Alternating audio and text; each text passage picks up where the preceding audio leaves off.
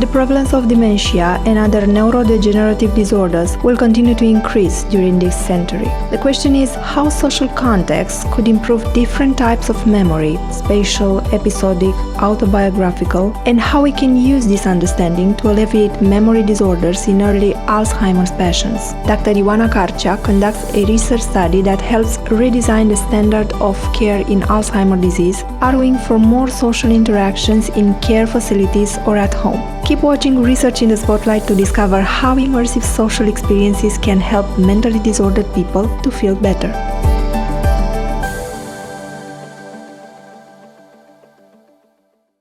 If you were to explain your project in 20 words, what would you say?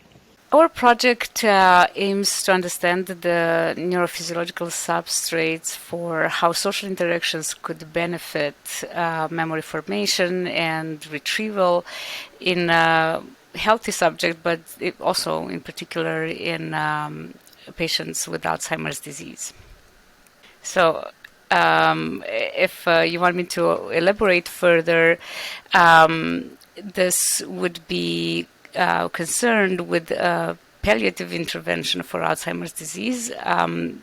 We don't hope necessarily to cure the disease with our intervention, but what we hope is to contribute is techniques and methods by which memory can be boosted via social interactions. How serious is the concern of the scientific community for this subject? Oh, I think it's extremely serious. Dementia and in particular Alzheimer's disease is one of the most impactful disorders of the brain and of the body in general. It can change our personality, it can change the fabric of our being and obviously who we are to family and society, and I believe many people consider it a big threat in present and in the future as well. We all know that at the moment there's more than 50 million people living with dementia in the world, and this number is only going to increase due to demographic aging. The longer we live, the more likely we are to develop dementia.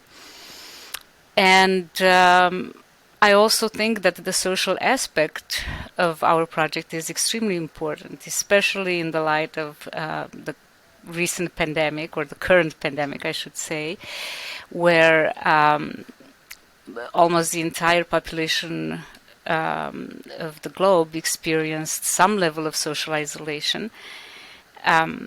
So it is extremely relevant. Also, I should mention that there will probably be more studies coming out from this 2 years of pandemic experience, but the ones that already came out seem to indicate that the social restrictions we've been, experiencing for good reasons have aggravated many of the dementia symptoms in patients. So many of them have seen more rapid degradation of their functions, cognitive functions, and that obviously has impacted many families, many members of society, and I believe that our project was relevant 3 years ago when we wrote it. It's even more relevant now, and I think many people have an interest to see what our results will be. Currently, you are involved in a collaborative research project funded under the EEA grants. How did the idea of this project came about? We had other projects at the Genetic Institute prior to this one, where we were interested in understanding the role of social interactions in regulating stress, and regulating mood in general, and what might be the mechanisms for this regulation.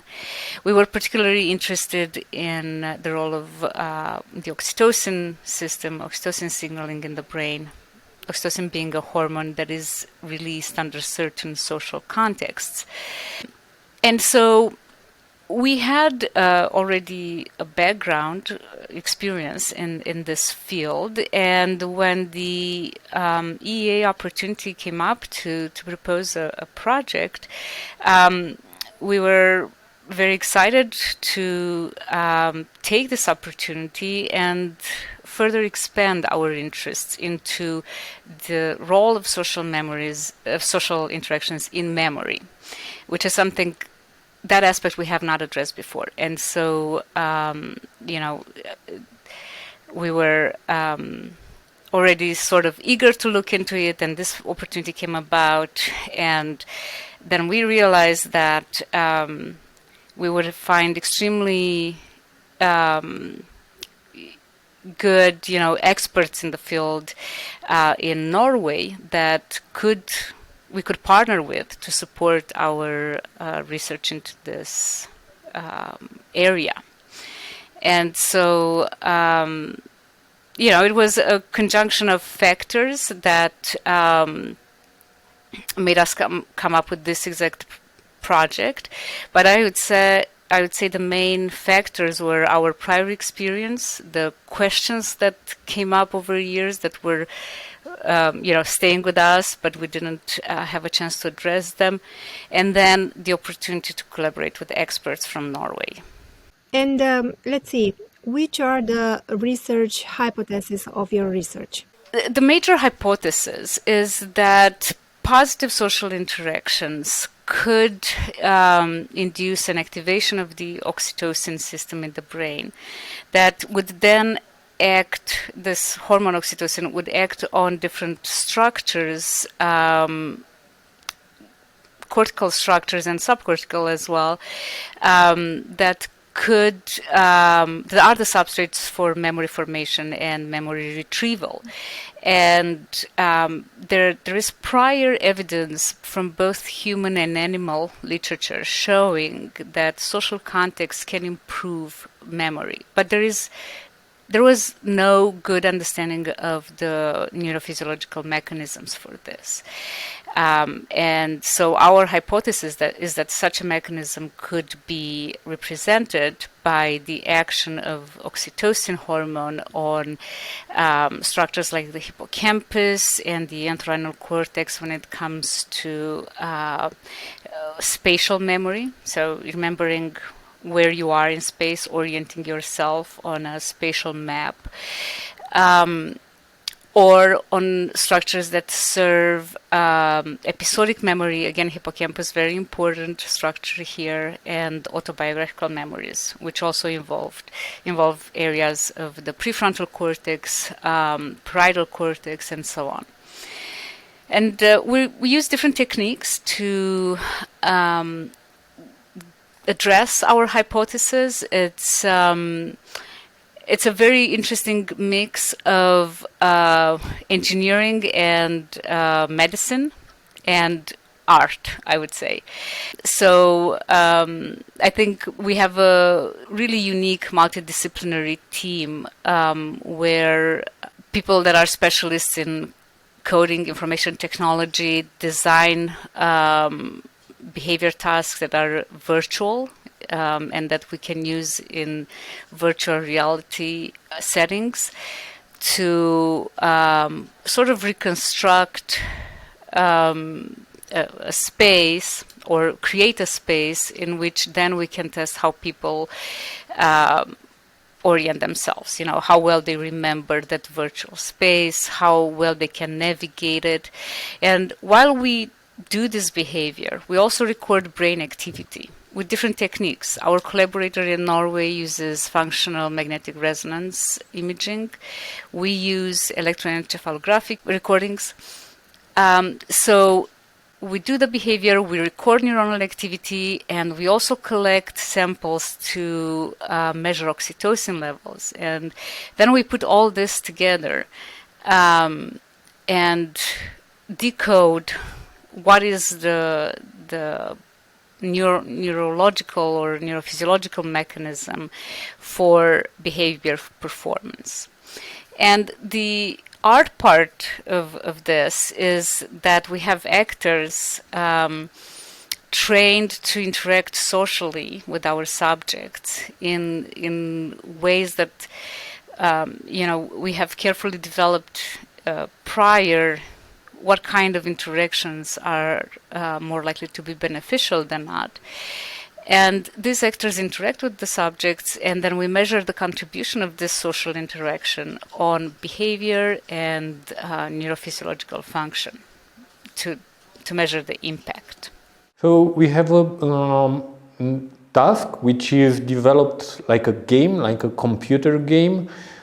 It was designed by the team in Trondheim and implemented and developed by our team in UNEATC. And basically you can cooperate or you can work your way alone into retrieving objects into an arena. What is very interesting that we can see how social interaction influences spatial memory. This is the objective, and we are very lucky that we can do with this experiment have multiple types of data like fMRI, which is done in Trondheim by Döller's team, and also we have skull PEG, which we are doing here in the lab, but also we have intracranial data. So by combining these types of data and different types of acquisition, we hope that we will better understand how spatial navigation is encoded and also how social interaction influences this type of encoding. The app in itself, you navigate into an arena and you either need to retrieve some objects which are placed in different sides of the arena, or you need to mimic the way your partner goes into the arena. So in the first phase of the project, we are doing this either in the fMRI, either here in the EEG setup, or we are also performing the task in cave. And later on, after we get knowledge on how this is encoded, we will be applying on subjects in early forms of Alzheimer's disease, and we will try to see if experiencing multiple times this game will produce better outcomes in terms of memory. So it could be probably used as a type of training because people get a lot of exercise in retrieving objects into this arena and to socially cooperate in order to retrieve those objects. Here we have a procedure of autobiographical memory retrieval triggered by two kinds of stimuli. So we combine odors, like here we have apple, with a VR image, and here appear an image of a market where you have some containers with apple. And this kind of stimuli trigger a memory, and the subject presents us in details the memory which came up, and after the memory presentation, we write here how vivid the memory was, how pleasant or unpleasant was that memory, and how relevant, personally relevant for the subject was that memory. Also, we noted here the age from which that memory came up, and also the season from which the memory belongs, like summer or winter or autumn, something like this. And this procedure you use in order to see which is the effect of this combination of odors and image. And also we have another procedure in which also appear in the VR some characters, some people, which provide the information, the instructions to the subject in order to see if this social parameter or factor has a bigger impact in retrieving this memory in combination with the image and also the odors. And for the people who are listening to us, which is the impact of the social interaction on our brain, and how can isolation impact, in fact, our minds? Yes, this is a very good question, and I think I alluded a little bit to it in my previous answers. Social interaction is key to our functioning. We are by nature social beings, and not just humans, but also many of the animal models that are used in research. Many of them are social creatures. They have developed ways in which they can rely on each other, or we can rely on each other as humans, to adapt to changes in the environment. For example, to buffer stress. That's one effect of social interaction, right?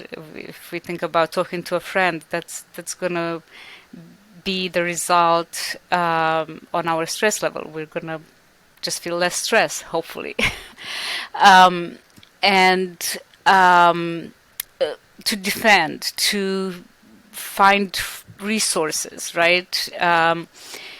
I mean, we can think in very simple forms, like in animal models, but very complex forms in humans. Pretty much, we can summarize the role of social interactions as being ways in which we can adapt to environment.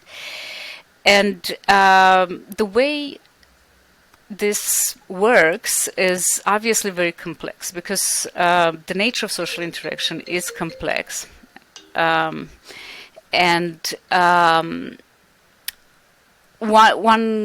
several levels at which they can impact us.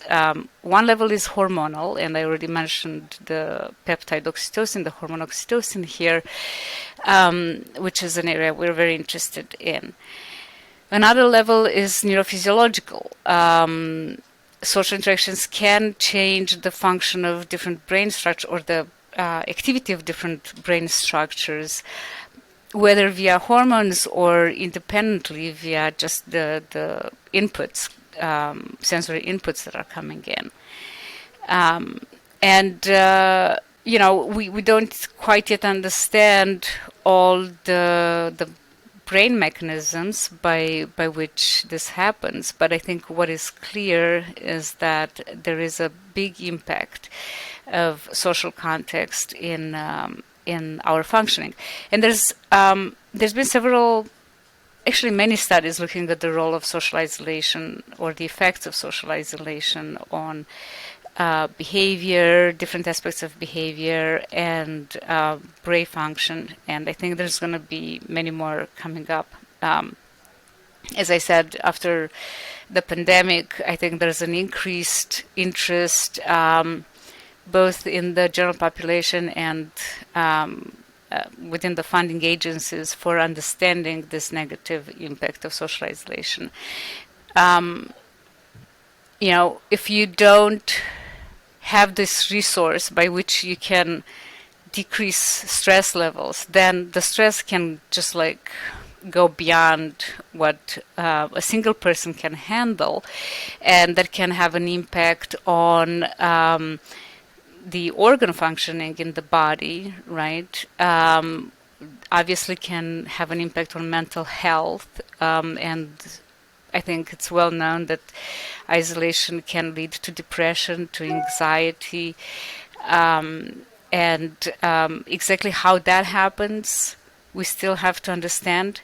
And we have to understand if we can find ways to circumvent that, if we have to live in social isolation, can we do something to prevent these negative impacts of isolation on our health, whether that is this new metaverse, living in a virtual reality, or whether it is a drug that boosts hormonal levels in the brain, in the body, that remains to be determined. And I think our project will contribute to answering some of these questions. I think the focus in the future will be on understanding how can we prevent isolation from affecting our mental and physical health. And are there any partial results that you would like to share with us? We are in the middle of collecting a lot of data that still needs to be analyzed, and conclusions have to be will result from that analysis. But what I can tell you is that based on our previous work, we know that we have a social intervention that can decrease stress, that can lead to bonding between two individuals. And now we are testing how that can affect or improve, rather, spatial orientation, spatial memory, episodic memory, autobiographical memories, and pilot data seem to be very promising in that direction. So we're hoping that in a little bit we will have more conclusive answers, but we are still in the process of analyzing the data. At the end, let's say in 2 years maybe, Yes. the results of your research could be summarized in a methodology that could also be used at home by non-medical staff, or Yes. maybe just the medical staff can use it. What can you tell me? Yes, our aim is to have a methodology developed based on our results that can be used in the treatment of dementia patients. Now, whether it's going to be restricted to institutions that can afford virtual reality equipment, or can be used at home by families and the families of patients, it will be determined not by us, but by the speed with which technology develops, the virtual reality technology develops. And I think there's more and more investment in this, and one benefit of people playing lots of video games is that it does accelerate the speed of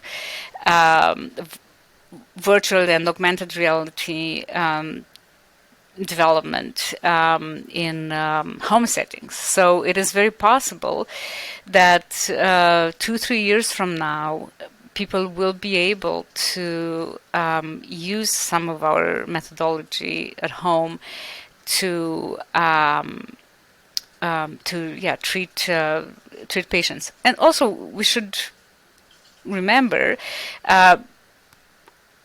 that we don't have to rely exclusively on virtual reality, right? I mean, social interactions should be by nature in person, right? And so perhaps we can envision programs by which we can train medical personnel and family members to have a specific way of interacting with patients, such that it would help patients to thrive despite their progressive disorder, thrive in terms of how they integrate in society, how they manage their cognitive deficits, and preserve memory for as long as possible. So yes, the hope is that we will be able to contribute in that way, practical way. Your project is part of a collaborative project which involves an international research team that includes outstanding researchers such as Professor Christian Döhler, and a partnership with a well-known research organization from Norway. What does it mean to you and to the team you coordinate such a partnership, and what are the benefits, in fact? Oh, it's huge. It is a big honor to have the opportunity to work with the Kavli Institute, famous for its contribution to memory research. That is the site of where the research for a Nobel Prize was done by the Mosner team, and it really means a lot in the field, that institute. And for us to be able to collaborate with them in their area of expertise is a huge honor, and we see it as a big opportunity. And we're very grateful to Professor Christian Doller and Dr. Tobias Navarro-Schroeder. Both of them have been and are very involved in the project. They are really interested in seeing these results and excited about the results, the development of the experiments and the results. And obviously, the exposure that they can bring to the project is immense. And we do think that once conferences are resumed in person, we will be able to present our data and together as a team. And I do think that we will gain exposure to the scientific community and to the public in general by having this collaboration with the Norway team. It's a huge benefit. And what are the next steps in your research? As I said, we have a set of data that we are almost ready to start analyzing, and so the analysis of the data is a huge endeavor. It's very complex data, and it's a lot of it. So we have very, very good members of the team that have experience with this kind of data, and we are looking forward to basically going through the process and seeing the results. It is a arduous, long process, but we have the right people to do it. And we also need to finish collecting data for some of the aims of the proposal. So we're still very much in the meat of things, I would say. Once we have results, we will have to focus on presenting them to the community, scientific community, and the public, publishing them hopefully in very good journals. Then we will have to see what are the next steps in terms of where is the research leading us, what are the next questions, how do we get funding to address the next questions. I'm sure there's going to be many more scientific questions generated by our data. And what do you think that will be the social impact of your project, let's see, in the next 10 years? I do believe that in this context of accelerating rates of dementia in the world, as I said, due to demographic aging and due to increased social isolation, which preceded the pandemic, by the way. It's just like a modern way of living where we tend to be a little bit more isolated than before, right? And in this context, I think our contribution will be huge to reintegrating this dementia patients into society, because at this point, many of them live in isolation, whether because of the financial burden that the care takes, or because of stigma, which is still an issue, in Romania and in other countries as well. So our hope is that we can bring back these dementia patients into our social life, give them an improved standard of living, and just, to to the extent that we can, without treating the actual neurodegeneration, we do hope that we can improve their memory, their recollections, especially autobiographical memories.